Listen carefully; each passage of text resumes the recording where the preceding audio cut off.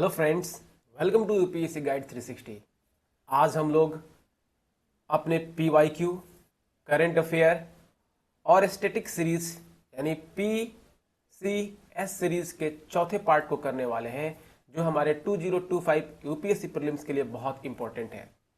Friends, इस lecture में हम लोग asset reconstruction companies, non banking financial companies, universal banks, Mumbai interbank outright rates जिसको माइबोर कहेंगे, और हाउस होल्ड सेविंग रेट को हम लोग स्टडी करेंगे। फ्रेंड्स, हम लोग इसको शुरू करते हैं। हमारा पहला टॉपिक है आज का एसेट रिकंस्ट्रक्शन कंपनीज। यह क्या होता है, मैं आपको एक कहानी के थ्रू बताता हूं। लेट्स सपोज एक बैंक है, इसके पास 100 करोड़ रुपीज है। यह 100 करोड़ इसका कैपिटल है। इसने दो भाग में लैंड किया, मतलब क्रेडिट किया किसी को। एक है 80 करोड़, दूसरा है 20 करोड़। कुछ महीने बाद क्या हो रहा है फ्रेंड्स, हो ये रहा है कि इस 80 करोड़ पे बैंक को इंटरेस्ट मिल रहा है। यह 80 करोड़ बैंक को वापस मिलने का उम्मीद है, लेकिन बात करते हैं यह 20 करोड़, तो बैंक को इस पर इंटरेस्ट नहीं मिल रहा है और ऐसा लग रहा है कि यह 20 करोड़ उसको मिलने वाला नहीं है। यानी बैंक का ये जो दोनों एसेट है, उसमें से पहला एसेट परफॉर्म कर रहा है, यानी ये परफॉर्मिंग एसेट है। ये जो दूसरा एसेट है, ये नॉन परफॉर्म कर रहा है, यानी यह नॉन परफॉर्मिंग एसेट है। फ्रेंड्स, बैंक के बैलेंस शीट को क्लियर करने के लिए, बनाए रखने के लिए, यह 20 करोड़ उसको वापस मिल जाए, यह जरूरी है। होता क्या है फ्रेंड्स, एक तीसरा व्यक्ति आता है जिसको हम लोग कहेंगे एआरसी। यह कहता है कि जो एसेट तुम्हारा परफॉर्म नहीं कर रहा है उसको मैं परचेज कर लेता हूं और मैं उसको रिकंस्ट्रक्ट करूंगा। यानी एसेट रिकंस्ट्रक्शन कंपनी क्या है, एक नॉन परफॉर्मिंग एसेट को परचेज कर लेती है ताकि उसको रिकंस्ट्रक्ट कर सके, उसकी वैल्यूएशन को बढ़ा सके। फ्रेंड्स, आप समझे होंगे एसेट रिकंस्ट्रक्शन कंपनी क्या होता है। यानी यह एक स्पेशलाइज्ड इंस्टीट्यूशन होता है, जो कि परचेज नॉन परफॉर्मिंग एसेट्स या bad debts from banks and financial institution, ताकि बैंक का जो बैलेंस शीट है उसको क्लियर कर सके। अगर हम आगे बात करते हैं फ्रेंड्स इसके जेनेसिस की, तो इसकी शुरुआत सरफेसी एक्ट 2002 से शुरू होती है। इसको आरबीआई रेगुलेट करता है। फ्रेंड्स, अगर हम एक कमिटी की बात करते हैं जिन्होंने एआरसी के एस्टेब्लिशमेंट के लिए रिकमेंड की थी, वह है नरसिम्हम कमिटी सेकेंड 1998। अगर हम इसके सिग्निफिकेंस की बात करते हैं एआरसी के, तो बिल्कुल यह जो बैंक का स्ट्रेस्ड एसेट होता है उससे बैंक को फ्री कर देता है। अगर हम बात करते हैं दूसरे सिग्निफिकेंस की, तो बैंकिंग का जो कोर फंक्शन होता है लेंडिंग, उसको सुचारू रूप से बने रखने के लिए हेल्प करता है। अगर हम तीसरे सिग्निफिकेंस की बात करते हैं फ्रेंड्स, तो एसेट रिकवरी, जो बैंक का एसेट है उसको रिकवर करने में हेल्प करता है। तो हम अगर बात करें कि एआरसी कौन हो सकता है, क्या कोई भी हो सकता है, तो कुछ प्रोविजन है। पहला है नेट ऑन फंड, यानी एनओएफ। एआरसी को कम से कम 300 करोड़ ऑपरेट करने के लिए बनाए रखना पड़ेगा। दूसरा, इसको रजिस्ट्रेशन कराना होगा, यानी उसके पास एक सर्टिफिकेट होना चाहिए रजिस्ट्रेशन का रिजर्व बैंक ऑफ इंडिया से। फ्रेंड्स, हम एआरसी को क्यों पढ़ रहे हैं? एआरसी न्यूज में था, तो रिसेंट एआरसी में कुछ आरबीआई ने चेंज किया है, जैसे कि एआरसी को मजबूत करने के लिए पहला चेंज लाया है कि जो भी चेयरपर्सन होगा और कम से कम उसके आधे जो मेंबर होंगे वह इंडिपेंडेंट होंगे, यानी उस पर कोई दबाव नहीं बना सकता है। यह पहला चेंज हुआ। दूसरा चेंज हुआ फ्रेंड्स, क्रेडिट इंफॉर्मेशन कंपनीज, यानी क्रेडिट इंफॉर्मेशन, जहां पर भी क्रेडिट हो रहा है उसकी इंफॉर्मेशन एक जगह पर इकट्ठा की जाएगी, गैदर की जाएगी। उस इंफॉर्मेशन को जो इकट्ठा करेगा वह एक कंपनी होगा, उसी को कहेंगे क्रेडिट इंफॉर्मेशन कंपनीज। यानी सीआईसी क्या करेगा? तो it will gather public data. Public data को क्या करेगा फ्रेंड्स? गैदर करेगा। फायदा क्या होगा? इस कंपनी के पास पब्लिक डेटा इकट्ठा है, इसको पता चल जाएगा किसके पास क्रेडिट गया है, कौन समय से पे कर रहा है, नहीं कर रहा है, ये पता चल जाएगा किसको? सीआईसी को। जो तीसरा प्रोविजन लेके आया फ्रेंड्स, वह है इंक्रीज्ड रिपोर्टिंग फ्रीक्वेंसी, यानी एक शॉर्ट इंटरवल पर, कम से कम 14 दिन पर क्रेडिट इंफॉर्मेशन कंपनीज को पता चलना चाहिए क्रेडिट इंफॉर्मेशन के बारे में, लेंडिंग के बारे में पूरी तरह से ट्रांसपेरेंसी होनी चाहिए। और जो चौथा चेंज लाया आरबीआई, सीआईसी रेगुलेशन, यानी जो सीआईसी है उसको आरबीआई से लाइसेंस होना चाहिए और 2005 रेगुलेशन एक्ट के अंदर गवर्न होना चाहिए। ये 4 चेंजेज लेकर के आया फ्रेंड्स। कौन कौन सा है? तो कॉर्पोरेट गवर्नेंस ऑफ एआरसी को मजबूत करने के लिए। क्या बताया? आप पॉज कीजिए, खुद से इसको पढ़ के समझिए। मैंने समझाया भी फ्रेंड्स। आगे बात करते हैं फ्रेंड्स। हमारा आज का जो दूसरा टॉपिक है वह है नॉन बैंकिंग फाइनेंशियल कंपनीज। आए दिन यह न्यूज में रहता है फ्रेंड्स। अगर हम बात करते हैं एनबीएफसी की, तो यह क्या है? यह एक फाइनेंशियल इंस्टीट्यूशन है जो फाइनेंशियल सर्विसेज और प्रोडक्ट को ऑफर करता है, लेकिन यह बैंक नहीं होता है। अगर हम बात करें इसके रजिस्ट्रेशन की, तो इसको कंपनीज एक्ट 1956 या 2013 में रजिस्टर्ड किया जाता है।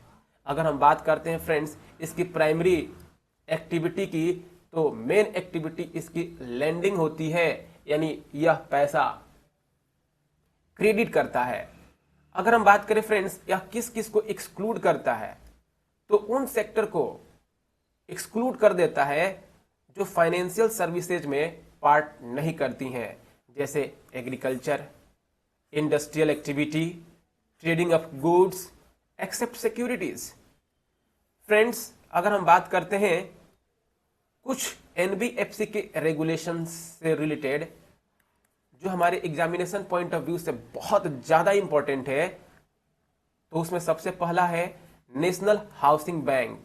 यह हाउसिंग फाइनेंस कंपनी को रेगुलेट करता है। अगर हम बात करते हैं फ्रेंड्स दूसरा सेबी, तो यह merchant bankers, venture capital fund companies, stock exchange, stock brokers, सब ब्रोकर्स को रेगुलेट करता है। यह एक एक टर्म क्या होता है फ्रेंड्स, हम लोग क्वेश्चन के माध्यम से अगले लेक्चर में देखेंगे।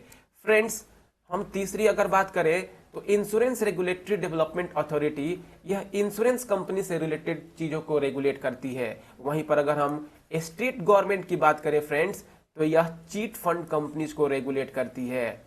और मिनिस्ट्री ऑफ कॉर्पोरेट अफेयर्स की बात करें फ्रेंड्स, तो वह निधि कंपनी से रिलेटेड चीजों को रेगुलेट करती है। यह जितने भी टर्म्स है फ्रेंड्स, ये हमारे एग्जामिनेशन पॉइंट ऑफ व्यू से बहुत ज्यादा इंपॉर्टेंट है। इसको हम रिमेंबर करेंगे एक साथ। फ्रेंड्स, अगर हम बात करते हैं एक बैंक और एक एनबीएफसी में डिफरेंस क्या होता है, तो पहला डिफरेंस है फ्रेंड्स डिमांड डिपॉजिट का। एक जो बैंक होता है वह डीडी को एक्सेप्ट करता है, डिमांड डिपॉजिट को एक्सेप्ट करता है, वहीं पे एक एनबीएफसी होता है वह डीडी को एक्सेप्ट नहीं कर सकता है। दूसरा अगर हम बात करें friends payment and settlement system, तो bank payment and settlement system का पार्ट है, वहीं पर एनबीएफसी नहीं है। क्योंकि यह डिपॉजिट नहीं रख सकता है तो यह चेक भी इशू नहीं कर सकता है। अगर हम तीसरा बात करें फ्रेंड्स डिपॉजिट इंश्योरेंस, एक बैंक में यदि हमने पैसे को सेव किया है, डिपॉजिट किया है, अगर वह बैंक फेल होता है तो DICGC deposit insurance credit guarantee corporation हमें 5 लाख रुपए का इंश्योरेंस देता है। यह इंश्योरेंस एनबीएफसी के लिए नहीं है। अगर हम बात करते हैं फ्रेंड्स डिपॉजिट इंश्योरेंस कॉरपोरेशन की, तो इसकी एस्टेब्लिशमेंट DICGC एक्ट 1961 के तहत हुई थी। अगर हम बात करें फ्रेंड्स जो ऑलरेडी मैंने आपको बताया कितने लाख का ये इंश्योरेंस करता है, तो 5 लाख, मैक्सिमम 5 लाख का यह इंश्योरेंस प्रोवाइड करता है। फ्रेंड्स अगर और भी कुछ डिफरेंसेस को देखें, ये 3 मेन डिफरेंसेस थे, कुछ सिमिलरिटीज को देखते हैं, तो दोनों बैंक हो या एनबीएफसी हो, ये दोनों के दोनों इन्वेस्टमेंट कर सकते हैं। Payment of services friends not settlement, services दोनों को दोनों कर सकते हैं। फॉरेन एक्सचेंज सर्विसेज दोनों के दोनों कर सकते हैं। Advisory services and wealth management both, और वहीं पर time deposit not DD, demand deposit नहीं, टाइम डिपॉजिट दोनों के दोनों कर सकते हैं। फ्रेंड्स इस प्रकार से हमने एनबीएफसी के एक छोटे से रिव्यू को देखा। अगर हम बात करते हैं फ्रेंड्स एक और प्रकार का एनबीएफसी आजकल न्यूज में बहुत ज्यादा है, वह है पीयर टू पीयर लैंडिंग। इसके लिए आरबीआई ने कुछ मास्टर सर्कुलर लेकर के आया, इसलिए इंपॉर्टेंट हो जाता है कि NBFC peer to peer lending को हम स्टडी करें। क्या होता है फ्रेंड्स, यह इन्वॉल्व करता है direct lending and borrowing between individuals through digital platform without the involvement of traditional financial institutions like bank. Friends अगर मुझे पैसे की जरूरत है तो मैं बैंक में जाता हूं और बैंक का जो भी वर्कर होता है वह हमें पैसे प्रोवाइड करता है, तो बैंक इसमें इन्वॉल्व होता है। लेकिन पीयर टू पीयर लेंडिंग में बैंक इन्वॉल्व नहीं होता है। एक जो लेंडर होता है, एक जो बोरोवर होता है, ये डायरेक्ट आपस में लेन देन कर लेते हैं थ्रू डिजिटल प्लेटफॉर्म। इसी प्रोसेस को peer to peer lending platform के नाम से जाना जाता है। फ्रेंड्स इसमें कोई इंटरमीडियरी नहीं होता है, ओनली थ्रू डिजिटल प्लेटफॉर्म। जिसके पास पैसा है वो प्रोवाइड करेगा, जिसको जरूरत है वह लेगा, डायरेक्ट कनेक्शन के through, not through the bank. इसी को peer to peer lending process कहते हैं। अगर हम बात करें फ्रेंड्स, अगर यह भी एक प्रकार की एनबीएफसी है तो इसमें कुछ लिमिट होगा, वह है फ्रेंड्स 50 लाख रुपए तक का लिमिट है, इतने तक का वह ट्रांजैक्शन कर सकते हैं। अगर हम बात करें फ्रेंड्स कुछ प्रोहिबिशन की, तो सबसे पहला प्रोहिबिशन है पीयर टू पीयर प्लेटफॉर्म जो है can not promote peer to peer lending as an investment product. Investment product के तौर पर प्रमोट नहीं कर सकता है। अगर हम दूसरा देखें तो वह है cross selling of insurance product not allowed on P2P platform. Friends जैसा मैंने आपको प्रीवियस लेक्चर में आपको बताया, जो बैंक होता है वह इन दोनों एक्टिविटी को प्रमोट करता है। एनबीएफसी भी लगभग पार्टिसिपेट करता है, लेकिन पीयर टू पीयर लेंडिंग में यह कहानी नहीं होती है। फ्रेंड्स अगर हम मूव करते हैं अपने अगले टॉपिक पे, वह है यूनिवर्सल बैंक, जो बहुत ज्यादा न्यूज में रहा है। फ्रेंड्स हम यूनिवर्सल बैंक पढ़े उससे पहले हम एक हल्का सा जानकारी जुटा लेते हैं स्मॉल फाइनेंस बैंक के बारे में। स्मॉल फाइनेंस बैंक के फैक्ट को देखते हैं पीटी के अनुसार। इसका जो जेनेसिस है फ्रेंड्स, वह यूनियन बजट 2014-15 में हुआ था।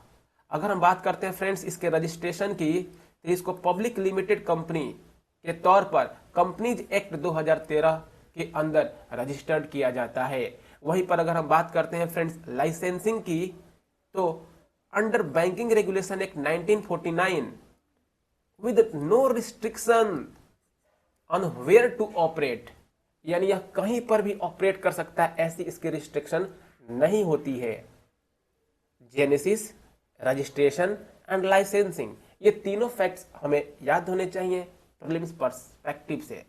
फ्रेंड्स अगर हम बात करते हैं यह जो स्मॉल फाइनेंस बैंक है, इसका अपग्रेडेशन वर्जन जो होता है, जिसमें किसी भी प्रकार की हिंड्रेंस रिस्ट्रिक्शन आरबीआई नहीं लगाता है, उसको हम यूनिवर्सल बैंक के नाम से जानते हैं। जैसे कि यूनिवर्सल बैंक न्यूज में रहा, इस साइट को ओपन करके आप देख सकते हैं। These are banks that provide a broad range of financial services including commercial banking, investment banking and insurance. Small finance bank क्या होता है फ्रेंड्स, ऑलरेडी हमने आपको बताया। इसमें थोड़ी सी restricted performing basic banking activities तक ही होती है। फ्रेंड्स थोड़ा आगे मूव करते हैं और देखते हैं ऑन टैप लाइसेंसिंग। इस प्रोविजन को 2016 में इंट्रोड्यूस किया गया था। यह क्या करता है फ्रेंड्स, यह बैंक को तुरंत का तुरंत कोई एक्टिविटी करनी हो, अप्लाई करनी हो, उसके लिए अलाउ कर देता है। ऑन टैप, तुरंत टैप कर सकता है, तुरंत फोन किया और काम हो जाएगा। कौन कर सकता है फ्रेंड्स, यूनिवर्सल बैंक। क्या यह स्मॉल फाइनेंस बैंक कर सकता है? नहीं, क्योंकि वह यूनिवर्सल नहीं है, उसमें रिस्ट्रिक्शन है, यानी ऑन टैप लाइसेंसिंग की प्रोविजन।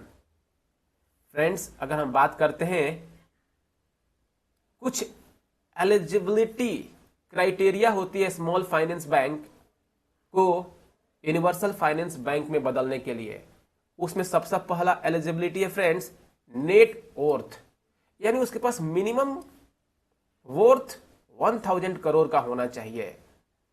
अगर हम उसके स्टेटस की बात करें फ्रेंड्स, तो यह एक शेड्यूल्ड कमर्शियल बैंक के तौर पर होना चाहिए।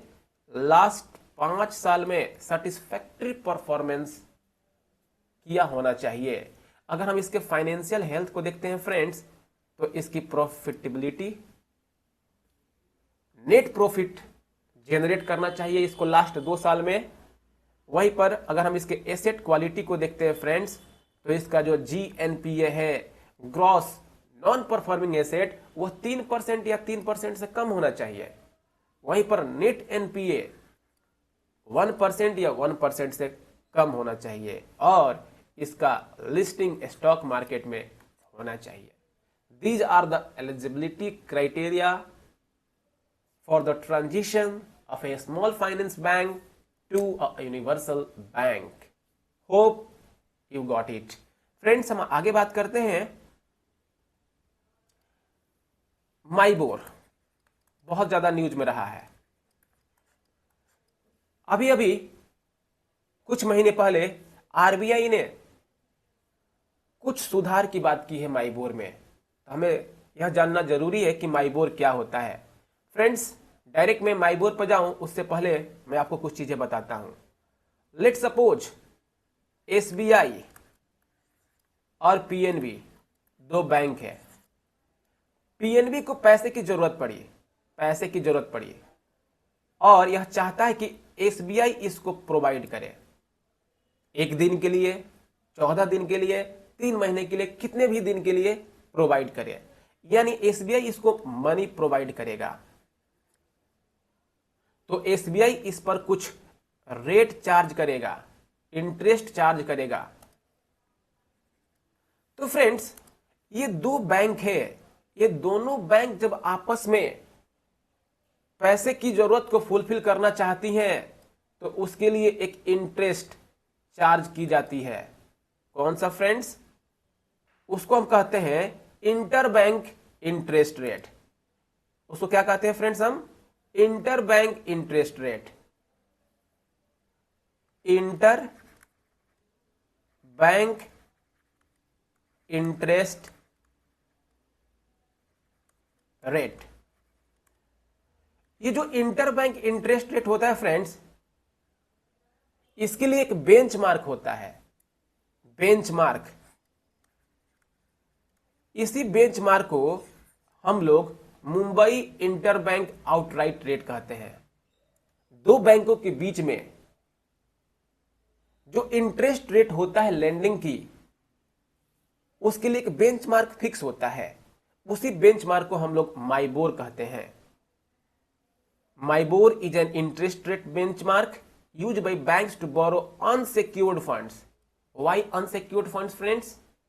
क्योंकि जब एक बैंक दूसरे को कुछ टाइम पीरियड के लिए लोन प्रोवाइड करता है किसी फिक्स्ड इंटरेस्ट रेट पर, तो उस वक्त वह कोलेट्रल नहीं लेता है। अगर कोलेट्रल नहीं लिया तो वह अनसिक्योर्ड हो गया। फ्रेंड्स, अगर हम बात करते हैं माइबोर के लिए जो कुछ पब्लिश होती है, वह कहां पब्लिकेशन होती है? वह होती है financial benchmark India private limited company पे। क्या होता है यह FBIL? इसको हम देखेंगे फ्रेंड्स तुरंत कुछ देर में। फ्रेंड्स, अगर हम बात करें माइबोर से पहले हम किस चीज को इस्तेमाल करते थे, तो वह था लाइबोर, यानी लंदन इंटरबैंक आउटराइट रेट को हम फॉलो करते थे। लेकिन 2023-24 में हमने इसको खत्म कर दिया। क्यों फ्रेंड्स? क्योंकि इसमें कुछ गड़बड़ी हो रही थी, ट्रांसपेरेंसी यह शो नहीं कर रहा था, इसलिए हमने इसको बैन कर दिया। हम अब किस चीज को फॉलो करते हैं फ्रेंड्स? सोफर को फॉलो करते हैं। यानी जो ये लाइबोर है इंटरनेशनल लेवल पे है, सोफर जो यूएस का है यह भी इंटरनेशनल लेवल पर है। हम लोग अब इसको इंटरनेशनल लेवल पे फॉलो करते हैं, लेकिन इंडियन लेवल पे हम लोग माई4 को फॉलो करते हैं, Mumbai inter bank outright rate. उसी प्रकार से शीबोर है फ्रेंड्स, जापान चाइना का है। टीबोर है फ्रेंड्स, जापान का है। अगर फ्रेंड्स हम बात करते हैं कॉल मनी मार्केट क्या होता है, इसको हम लोग क्वेश्चन के थ्रू देखेंगे। RBI alternative reference rate. बिल्कुल फ्रेंड्स, जब लाइबोर को हमने बैन कर दिया तो इसके अल्टरनेटिव में हम लोगों ने एक रेट ले आया जिसको हमने कहा RBI alternative reference rate. Friends, FBIL की फॉर्मेशन 2014 में हुई थी as a private limited company under the companies act 2013। Important point from the perspective of prelims. अगर हम बात करें फ्रेंड्स इसकी ऑनरशिप, तो सिंगल नहीं होती है, ज्वाइंटली होती है। ओके फ्रेंड्स, अगर हम बात करें इसके ऑब्जेक्टिव की, तो यह बेंचमार्क को एडमिनिस्टर करता है दो बैंकों के बीच की इंटरेस्ट रेट के। अगर हम बात करें फ्रेंड्स इसके रेगुलेशन की, तो इसको आरबीआई रेगुलेट करता है। अगर हम नेक्स्ट टॉपिक पर पहुंचते हैं फ्रेंड्स, वह है household saving rate. News में रहा है, अगर इन्वेस्टमेंट नहीं हो रहा हो, मार्केट में पैसा जनरेट नहीं हो रहा हो, तो लोगों के पास जो पैसा है जो वो सेव करते हैं, वो गवर्नमेंट लेगी, कंपनियां लेगी, किसके थ्रू? बैंक के थ्रू, और मार्केट एक्टिविटी को रन करेंगे। जरूरी है सेविंग रेट बढ़ेगा तो सेविंग ज्यादा होगा। तो फ्रेंड्स देखते हैं क्या होता है। Household saving rate is the ratio of household savings to the GDP. यानी जो भी हाउस होल्ड है उसकी जो सेविंग होगी और जो हमारा जीडीपी होगा, इस दोनों के रेशियो को हम लोग हाउस होल्ड सेविंग रेट कहते हैं।